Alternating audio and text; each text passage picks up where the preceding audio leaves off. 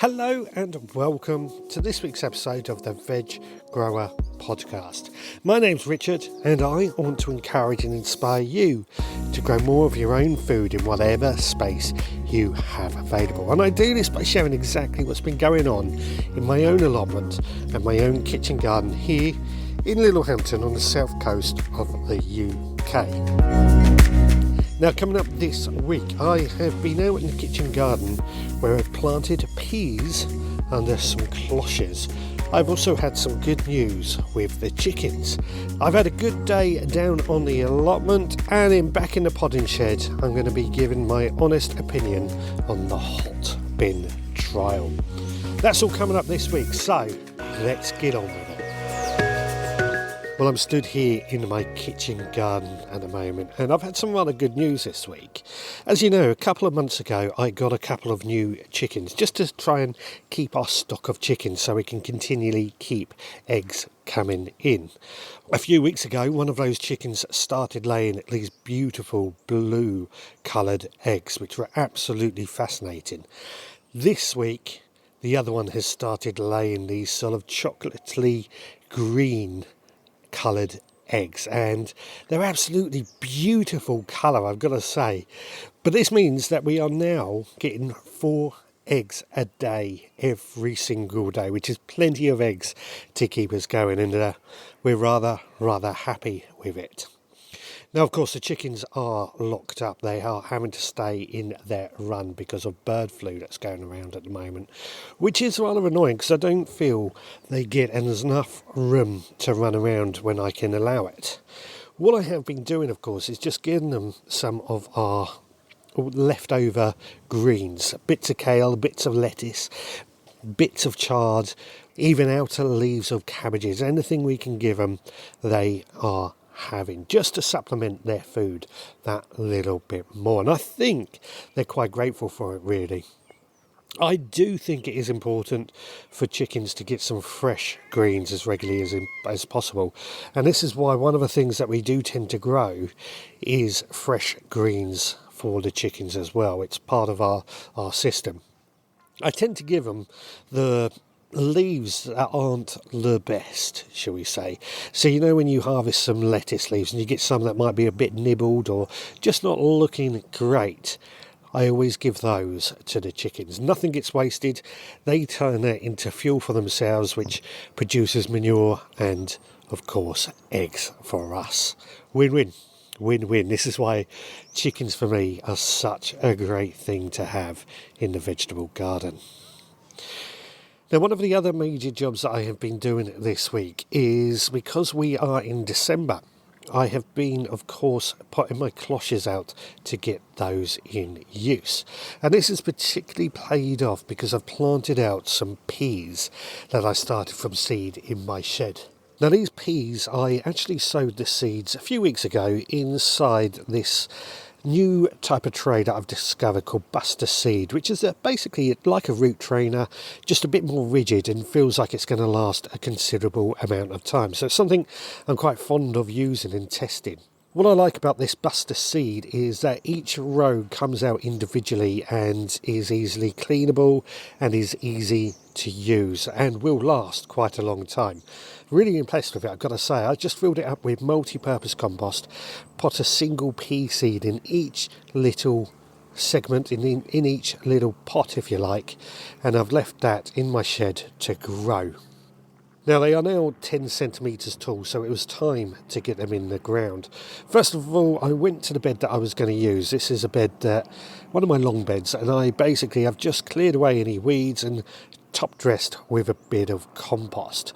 I then just put 5 plants out of 30 into that bed. Just simply dropped them into a little hole and tamped them in. Gave them a bit of a watering just to make sure that they are watered in well, and then I covered them over with my cloches.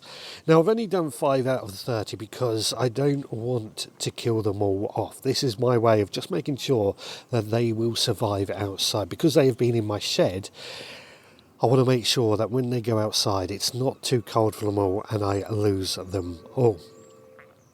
And under the cloche, they do get a bit of protection. Now, my cloches are something I inherited from my grandfather. They're basically these aluminium hoops in which I slide some corrugated clear plastic through to make a hoop tunnel, a cloche.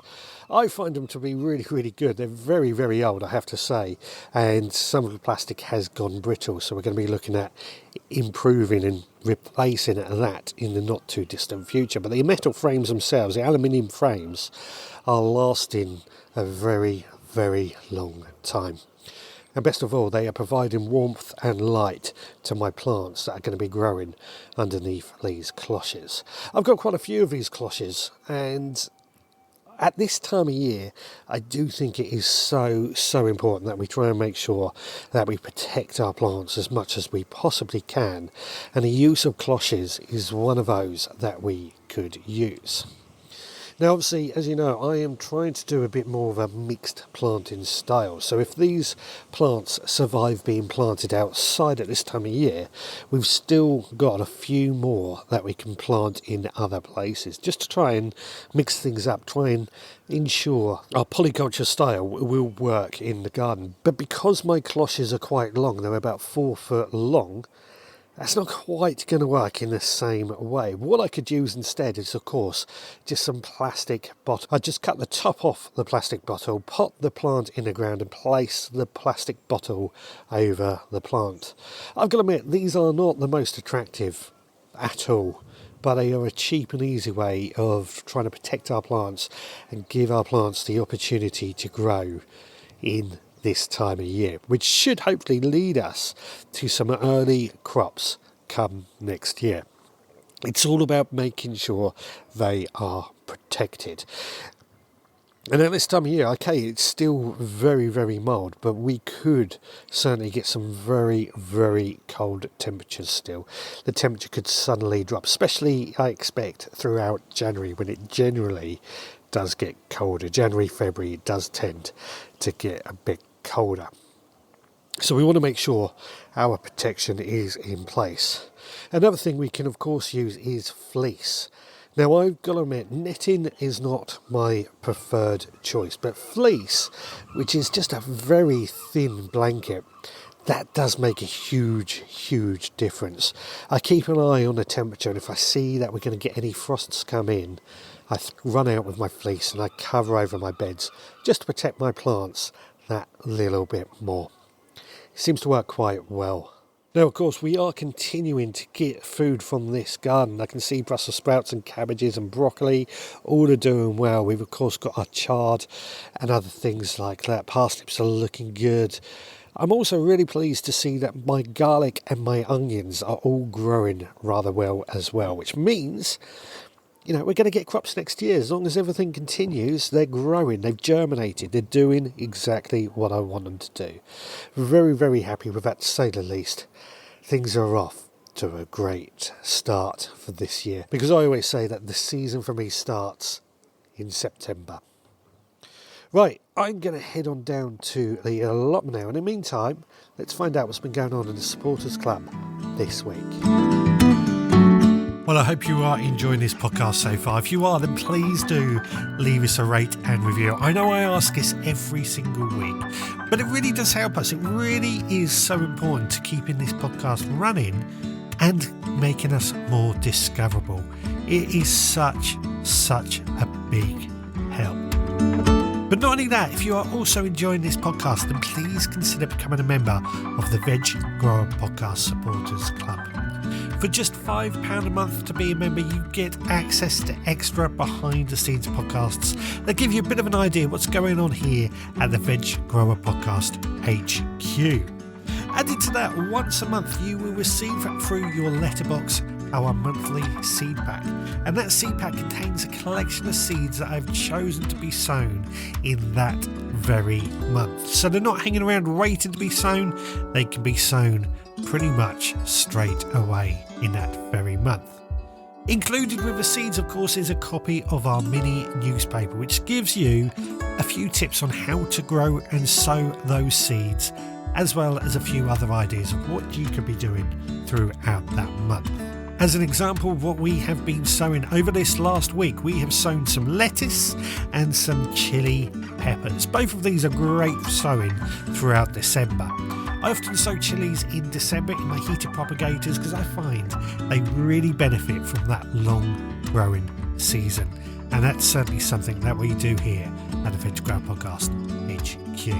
Now, if that sounds like something you would be interested in joining, then please head to theveggrowerpodcast.co.uk to find out more and sign up. We would absolutely love to have you there. Right, with that, let's get back to the gardening. Well, I'm down on the allotment now, and it was actually quite a wet, damp start to the day. Not so much rain, just condensation. My car, both internally and externally, was covered with condensation when I left this morning. But the sun was shining. The sun has been out all day while I've been working on the allotment for quite a few hours, making the most of this good weather. In fact, the sun was shining so much I had to take my hat, coat and gloves off because I was just getting so warm. And I've got to say, it was well worth it. I noticed with the sun shining that actually we were getting steam pouring off the grass as the morning began to warm up. And it was quite a pleasure to see. It's one of those sights that we don't see that much, but when we do see it, it really brings it home to me just how much the sun has an effect on our garden and what we do in the garden. Anyway, I spent most of the day on the allotment just having that general tidy up. There seems to be something that is going on a lot at the moment. December and even into January is a bit of a funny month when you try and get on the allotment. There's very little to really do other than general maintenance, infrastructure work and pruning our trees. And that's very much where I started. So I started off with getting my electric strimmer, my battery powered strimmer, out the shed and just cutting the grass. Now, I haven't been able to cut the grass for a few weeks. It's been too wet, and trying to use the mower, it would just mulch up. Instead, I got the strimmer out and I've just trimmed the grass down as low as I could. I could finish it off with the lawnmower, but I just think it's too wet for the lawnmower to do anything. I'm not complaining because just using this strimmer has really tidied the allotment up quite significantly. I say this time and time again, I feel. It's one of the things that I do notice, however, is when the grass just gets long, giving it a good cut makes the entire place look that much tidier. After that, I then proceeded to go and empty some compost out my compost bins. Now, this started with my big one. I'm just removing the tops off, the cardboard top, to access the compost. It was taking quite a while. But as I wandered past some of my other Dalek compost bins, I suddenly realised actually they should be emptied first. And that's what I did. I emptied the Dalek compost bins and I've used the compost that it had produced as a mulch. Now, I'm a big fan, as you know, of mulching. This is something we have really gone to town on over the recent years, in particular using straw throughout 2025, and it has paid dividends. But the compost is the best mulch. So where I have got empty, bare soil, which I don't like, I'm just covering it over with some compost from my compost bin, and then I'm giving that a good covering over with straw as well, particularly on things like my onions and garlic where we have plants growing. Now, the reason I'm doing this is compost is, of course, the best mulch. It's full of nutrients that our plants need, and the worms will just drag that all down into the soil as well, which makes it a very, very, very valuable addition. The trouble is being able to produce enough compost. It can be a bit of a challenge here on the allotment. So I have covered it with a couple of centimetres of compost and then topped it off with a straw. My idea here being that the compost is going to do what I want it to do. It's going to incorporate into the soil. It's going to add nutrients to the soil, but the straw is going to just tap it off, lock in some of that moisture, lock in some of that nutrients, and prevent the rain from hitting the soil hard as well. It's a two-pronged approach where I haven't got green manures growing. I've got to admit, my green manures are growing rather rapidly recently. They are looking rather large. Again, I'm not complaining about that. But the idea here is that we're protecting our soils throughout the winter months. We're building and improving our soil structure, and that should lead us to getting better vegetables in the long run. Now, while I was doing this, I noticed a couple of people on my neighbour's plot. And you would know, if you've listened to this podcast, particularly throughout this year, that my neighbour's plot has been abandoned. There has been a lack of cultivation going on that plot. Originally, we had a family that planted loads of trees, put up greenhouses, but they got evicted after they hadn't attended it for a year. And then this year, it's just been going to rack and ruin. So I got excited when I saw two people on that plot. Unfortunately, they weren't there to take on that plot. I had a quick discussion with them. They were actually there to dig up one of the fruit trees, in particular cherry tree, from that plot. They actually had permission to do this, so I'm not complaining in the slightest. I think it's a waste because all the council will do is come along and chop those trees down anyway. So I wasn't complaining that they were digging up the tree and putting it to use. Unfortunately, I'm more upset that they weren't taking on the plot. But I had a nice conversation with them. They had permission from the council to do this, and apparently they also had permission from the people who took the plot on in the summer. Unfortunately, they definitely haven't been there since, so really, really annoying, actually. Really annoying. I suspect if they have taken it on in the summer, they're going to be evicted because we've just had our rent renewals come out and I've just paid my rent renewal. £105 for the year, which I think is very, very good value. Got a 10 rod, 250 square metre plot here with water. 105 quid for the year, less than a tenner a month. I think it's cheaper than the gym membership, plus I get food out of it as well. I'd love to know how much your allotment rent is wherever you are as well. Now, in terms of harvests, I have continued to harvest some carrots and some leeks, as well as a couple of parsnips. I've been saying all year that my parsnips have not done very, very well based on the foliage. They really did struggle, in all honesty, to get going. This is one of the beds that hasn't had much compost added over the years, something that we need to rectify. But with it being such a dry year, I figured that they just needed some moisture, and that certainly happened over the winter months. The moisture has came along and the parsnips have really started to grow and really started to show themselves off. We're getting decent sized parsnips now. I say decent, what you would expect from a supermarket. So I'm quite happy with that. I am very, very happy with that, to be honest with you, because it means that bed hasn't been wasted. It's just been a bit slow compared to what we have at home. Overall, another rather pleasing day on the allotment. We are now down to just being able to spend the day on Saturdays down on the allotment. We aren't able to come to the allotment during the week. I'm not complaining again, it's that time of year where, not that the allotment is less important, it's just that we start slowing down on what we can do. Right, well, I am absolutely famished with all that talk of food, so I'm going to head on home and get something to eat. Let's find out what's going on in the kitchen this week. Chopping all the veggies, sizzle in the air. Chef's got with the magic, smells are everywhere. Water starts to boil, onions hit the pan. Recipe of the week, let the feast begin. Cooking with Chef Scott, flavors come alive. Tune in every week for a tasty bite. Well, this week's recipe is already available on the veggrowerpodcast.co.uk, and it's something that I like to make in preparation for that big day in a couple of weeks' time, Christmas. It's something I make every single year, and I keep it in the freezer ready for Christmas Day, just so I'm ahead, just so I've got it made. It is bread sauce. Now, I have to admit, we don't eat much bread in our household anymore. But what we do is whenever we do buy bread and it goes stale, we chop it up in our blender and turn it into breadcrumbs, which then live in the freezer. And I turn this into a delicious bread sauce. So to make it, what I did is I peeled one onion, which I've studded with 12 cloves, just pushing the smaller end into the onions. I then placed that in a pan with 600 millilitres of whole full fat milk, and then I brought that to a boil and then just turned it down to a simmer for a few minutes before turning the heat off.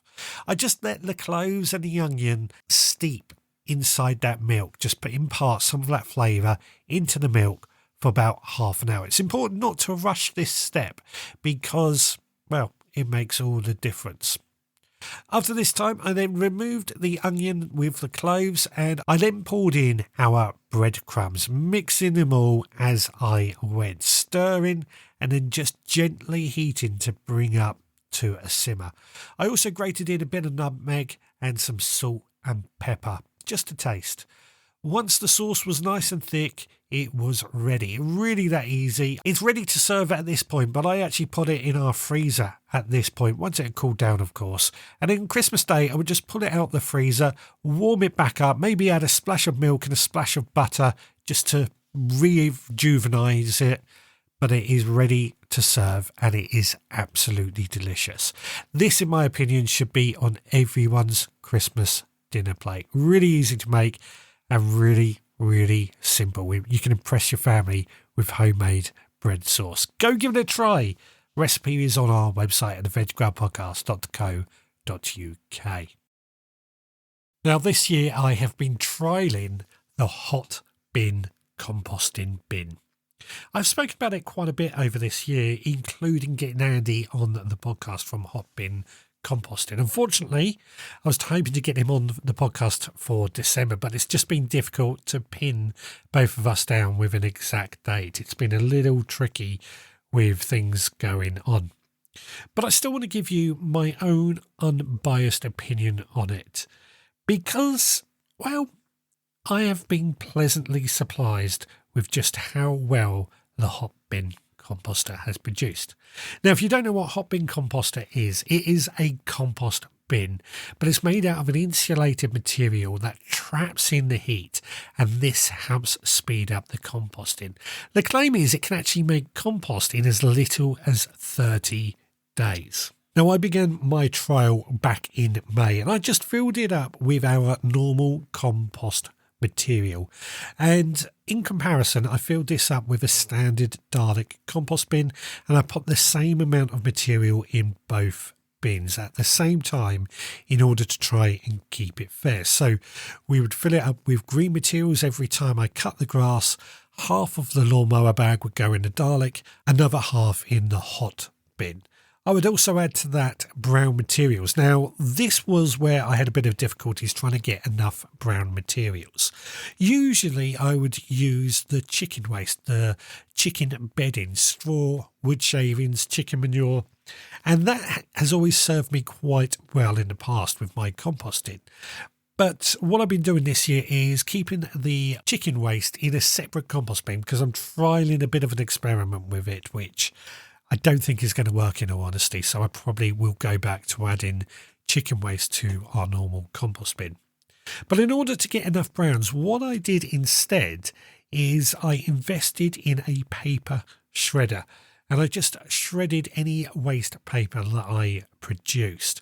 I go through quite a bit of paper here, and it seems a waste to throw it straight out. Instead, we've been using it as a shredded material, and that has helped build up our brown materials. That would go into both compost bins, again, in equal amounts. Now, this green and browns is where the heat comes from. The microbial activity helps heat up the material, and that is how composting breaks down and how it produces compost much, much quicker. The claim is from HotBin you can produce compost in as little as 30 days, but the first batch did take a little bit longer. We got it on our 73rd day. So that was to be expected, but it certainly at the same time has produced a lot more compost once it got up to heat, and as long as we continually kept feeding the HotBin composter as it's gone along, continually added new compost material, it has produced a lot of compost pretty quickly. And certainly much quicker than our standard Dalek compost bin. What I have noticed is that we have produced 400 litres of compost from the HotBin HotBin composter compared to 150 litres from the Dalek compost. Now, most of this is due to the fact that it produced this compost at speed, and because it was producing compost at speed, we found that we could actually fit more material because it was rotting down faster. Once all the compost bins were full and it broken down and we removed some of that compost, we could get more into the hot bin because it was breaking down much, much faster. It works is what I'm basically saying here. Now, I have also found that the HotBin composter looks much better in my garden. This has been one of my complaints that I've had about my garden in general. I'm a big proponent for composting. I think everybody should be composting if they have any space. But Daleks, commonly used, they are cheap and simple, but they look ugly. We have got about 4 Dalek compost bins in our garden, and they are an eyesore. They stand out. What I found, the hot bin is a little bit more industrial, don't get me wrong, it's not quite perfect, but it's much more pleasing to the eye and it doesn't stand out as much. And because we may not need as many hot bin composts if we were going to go all out in hot bin composting, then I think it has a lot of advantages and we won't need as many. Now, another advantage is that we also get a liquid plant feed from the hot bin. I have a wormery in my garden as well, in which we add all our kitchen waste, and the wormery produces a liquid plant feed in the same way as the hot bin. Now, the wormery was already up and running, so I didn't compare how much liquid we got from both of these, but all I would say is the hot bin did produce this liquid plant feed in quite good quantities as well, which have proven quite good to use in our garden. One of the other advantages I found with the hot bin as well is rats are unable to get into the hot bin, unlike a Dalek. Now, we haven't had a problem with rats this year, but we have in previous years, and I've often found them living inside my Dalek compost bin, somewhere warm, somewhere dry, well, maybe a bit damp on them, but somewhere they can live is a Dalek compost bin. But because it's impossible for them to really get into the hot bin, it feels a much better option. I often have avoided adding kitchen waste into our Dalek compost bin because I don't want to encourage rats, but I do feel that the hot bin is a better alternative.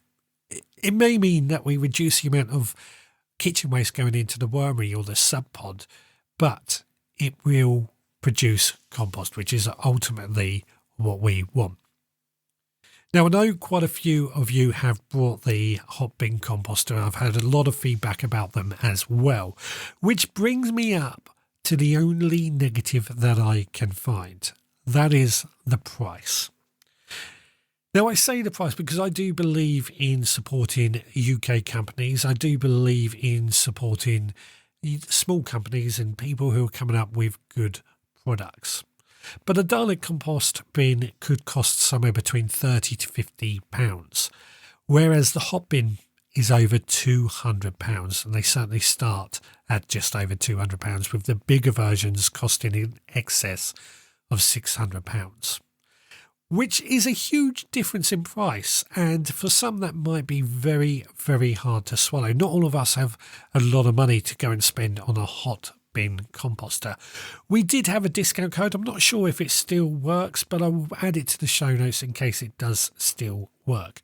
But quite often it is well worth checking out the hot bin websites because they do sales from time to time as well. But price for me is the biggest negative. If you can get over the price, what you will find is, and this is based on my calculations, so we've produced 400 litres of compost in 7 months. 400 litres of compost would cost us £60 if we were to buy it from a garden centre. So based on that, within a year and a half to 2 years, it will pay for itself. And best of all, there's less waste going to landfill.